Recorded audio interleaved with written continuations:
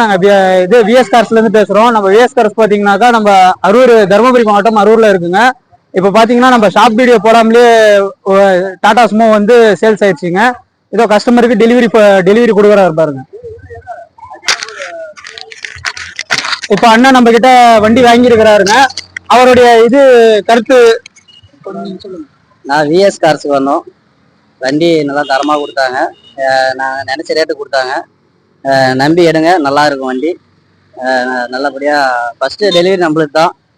வாங்க, முன்ன பின்ன அனுசரித்து கொடுக்குறாங்க. வாங்க பேசிக்கலாம். உங்களுக்கு சாட்டிஸ்ஃபேக்ஷன் உங்களுக்கு பெஸ்ட்டாக இருக்குங்க.